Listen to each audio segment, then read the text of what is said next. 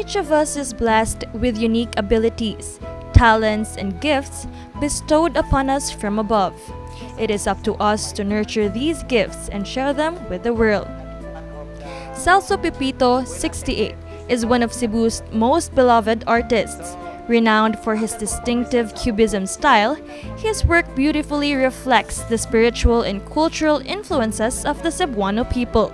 Born in Daanbantayan and a graduate of the University of the Philippines Cebu's Fine Arts program in 1981, Pepito has become a key figure in Cebu's artistic landscape. Three important advocacy that I want to share to my viewers. So number one is love of God, love of the family, and of course this love of country. No?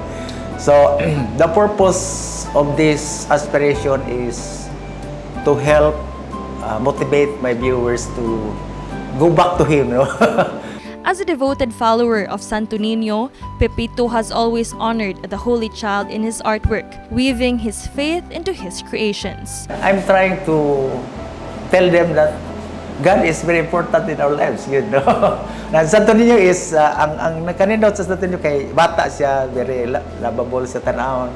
So, dili ka ma-intimidate to accompany Him in your prayers, no? Pwede bisa ka mukuha gatong mga crucifixion, pero medyo kuhan siya ka ng tragic bitaw tanahon, murag sad ba? With over 4 decades of experience, Pepito remains passionate about creating art that resonates deeply with his viewers. One time, no, I have a one-man show in Megamall, no, sa Art Center. And then somebody messaged me in my messenger, no, siya, alam mo sir, kahapon pag alis ko sa bahay, I'm very down. In fact, I wanted to make a suicide because I feel life is wanay hinungdan ba, no? Pagdaan ko sa Art Center, nakita ko yung exhibit mo. Binasa ko yung mga sinulat mo doon sa mga painting. Parang na-realize ko yung importance of being here, no? Kasi akala ko wala na tayong purpose as a person, ba? So, because of that, nakahunaw na po.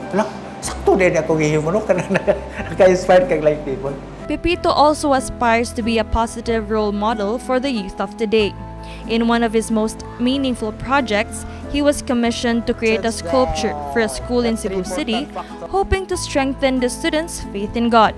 The sculpture, titled Making Holy the Family, is made of bronze and depicts a unique portrayal of the Holy Family with Señor Santo Niño alongside Mother Mary and Joseph.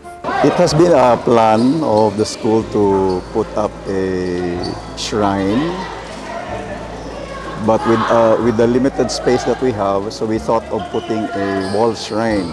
And in this particular project, it's a sculpture, it's a bas relief, no? And I think this is one of the rare works of Celso Pepito. This is going to be a good reminder for the whole community of Paris Springdale School, from our students to our teachers and our parents, of course. No? That's why it's depicting the Holy Family. Pepito's art has taken him to many corners of the world, from Malaysia to Thailand, Peru, Europe, and America, where he has shared his masterpieces globally. Even after decades in the art world, Pepito still has dreams he hopes to fulfill. He continues to pray to Santo Niño for guidance, asking that no matter where life takes him, he remains humble and faithful to God. God, what if di mo kong tagag fame ba? Tagaan ko ni mong success. Kaya na may tendency nga, succeed na ka, dako imong ulo, ma-prideful ka.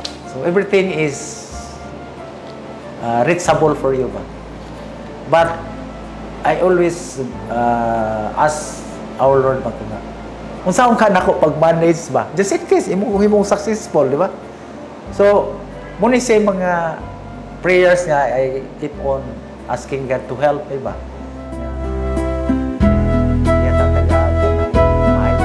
This is 𝗙𝗍 𝗳𝗍 for Sinulog 2025 here on MyTV Cebu.